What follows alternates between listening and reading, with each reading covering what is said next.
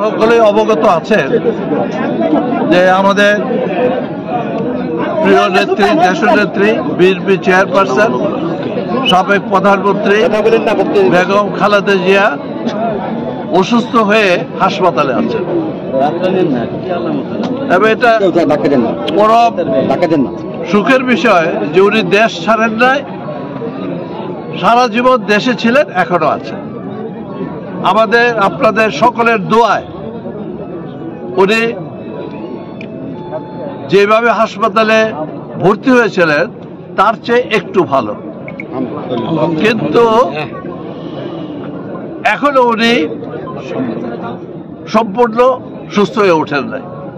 কাজে আমরা আপনাদের দোয়া কামনা করি যেন দেশনেত্রী বেগম খালেদা জিয়া দ্রুত আরোগ্য লাভ করেন। এটা বলা মুশকিল, তবে এটা সত্য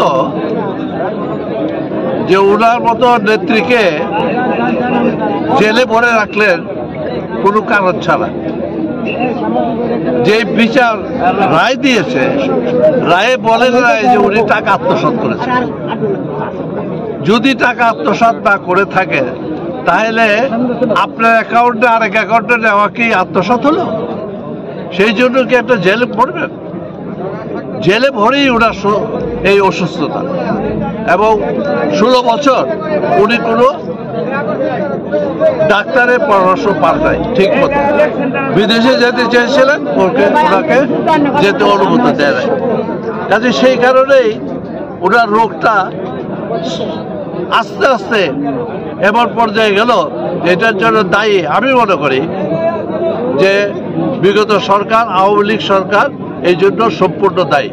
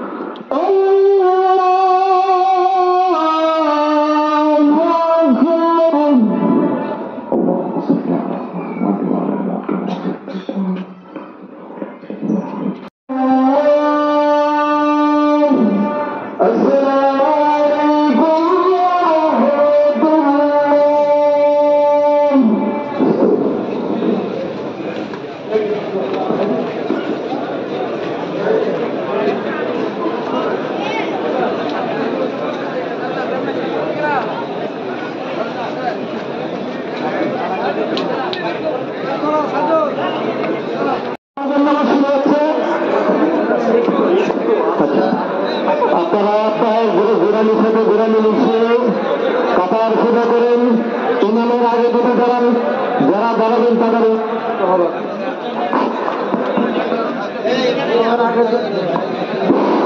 ইমামের আগে দুটি দাঁড়ান, তাহলে নামাজ শুনতে হবে না। আর নিয়োগ করবেন ইমামের পিছনে 4 তাকবীরের সহিত ফজরের জানাজার নামাজ আদায় করতেছি, এই বলে নিয়োগ করে ইমামের পিছনে নামাজ শুরু করবে। কাটা সোজা করে নামাজ আরম্ভ হতে যাচ্ছে।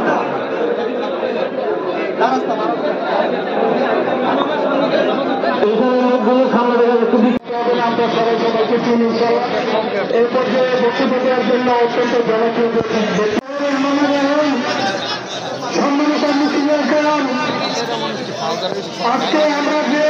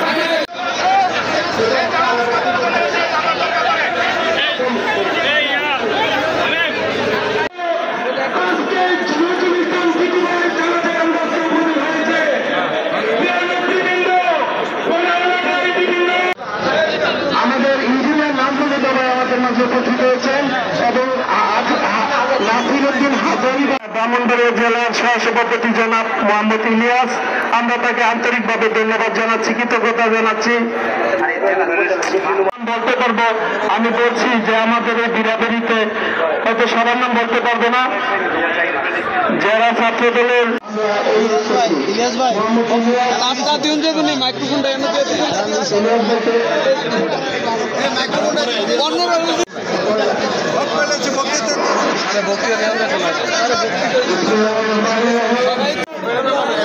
নামটা কয়ে দিছ নামটা কয়ে হাজার আরে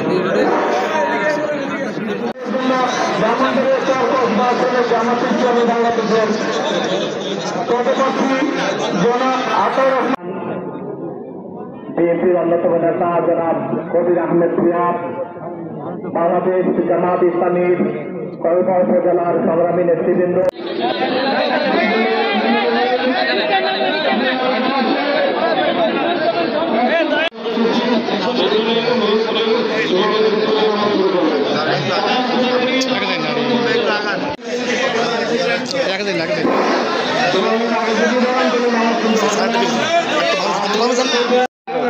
দেখতে পাচ্ছি আমাদের মঞ্চে